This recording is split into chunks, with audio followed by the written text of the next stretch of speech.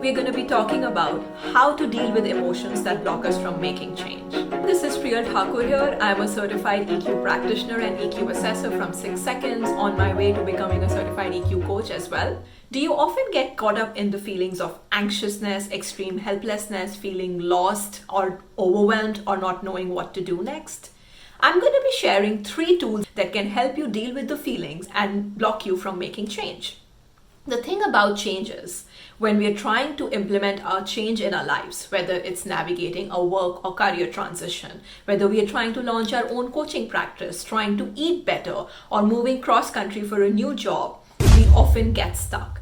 And when we get stuck and do not know what to do with the feelings that arise within us, it can become emotional blocks. The thing about difficult emotions is that we often feel it physically in our bodies. The only way to move past them is through them. The more we avoid experiencing them, the more they chase us. So what is the key here? The key here is emotional connection with ourselves. How do we do that? How do we treat our emotions? Are they our allies? Are they our enemies? What do we do with the negative emotions that come up within us? Anger, fear, rage, jealousy, greed. We are often told that these emotions are bad for us and we have to ignore them, stuff them down, shut them down, or just leave them at the back of our head, not knowing what to do with them. The first thing is self-awareness. Identify and locate the emotion physically in a body. Go find some quiet space in your house if you have some, and just sit for 5 to 10 minutes and do a quick scan in your body. See where are you feeling the emotion. It can be in form of some heaviness in your stomach, a tightness in your chest, or a pull in your throat. Identify where it is and then just sit with it. Once you have that, recall the issue or the event that caused you to lead to that emotion. It could be an argument with someone, or an injustice at work, or something you saw at the news. Revisit that issue from a second party or a third party observation. See what is it trying to tell you. Observe it so neutrally that you see what kind of thoughts are arising within you. What is it trying to teach you? And then just sit with the emotion and feel where it is in your body. Here, when we feel difficult emotions, we often feel fear. Fear tends to limit the options that our brain can see. When our amygdala is activated, our brains automatically respond to our previously stored thought patterns. There's no new pathway or information over there. If we have to take a decision to move forward, or we have to say, do something, pausing even for a fraction of a second can help us make better decisions. Research from UC Davis from Dr. Grinband has mentioned that pausing for as little as 50 to 100 milliseconds can dramatically change the way the brain responds to the relevant information out there and block out all the irrelevant distractions that come with it. So, self-awareness is the first step. We've identified and located the emotion physically, and then we are witnessing the experience from a neutral standpoint. What do we do next? The second important thing is self-expression. Express the emotion in a healthy way.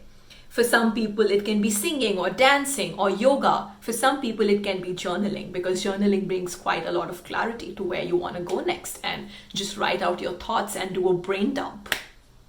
Express the emotion and then take responsibility for your feelings. It's not tied to anybody else but to your body's response to what was happening in the moment. Know you have a choice to respond differently and navigate the emotional turbulence differently.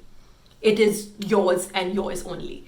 If you have the choice to deal with the pain, it is your choice to make the pain that is associated with the difficult emotion go away as well. Once you've taken responsibility for your feelings, release the emotion. We first identified where the emotion was physically in our body, and we were sitting with it.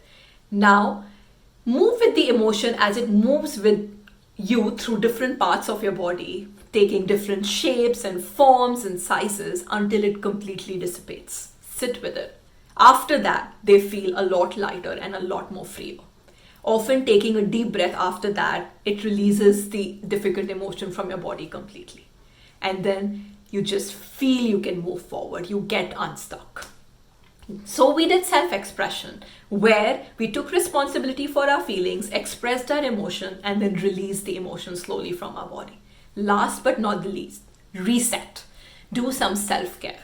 Share the outcome of what you learned. What is it that emotion was trying to tell you? What was it teaching you in the moment? Share the outcome in a journal with yourself. with somebody, with a trusted loved one you want to talk to, or just you want to write down key steps of how you would like to respond differently the next time such a situation arises. Rewire your thought process and your brain to focus on that. Learned optimism is a very powerful tool where you can make your brain see that you can respond to the adversity in a new way. You can dial down the negative self-talk, dial down the self-criticism, and just be optimistic about the next path that's going to come for you. Last but not the least, celebrate this process. It's not an easy process to sit with your difficult emotion. You have a choice to respond differently, and you can rewire your old habitual patterns into a new one.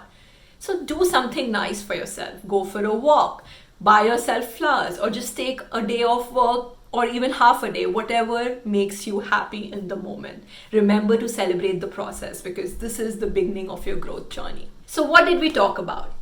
Self-awareness, where we identify and locate the emotion physically and we witness the experience from a neutral standpoint. Self-expression, where we express the emotion in some healthy way, we take responsibility for our own feelings and then release the emotion from our body. And last but not the least, we do some reset, we do self-care where we share the outcome and celebrate our little wins. So I look forward to hearing from you now. What do you do to deal with the feelings or the difficult emotions that arise and block you from making change?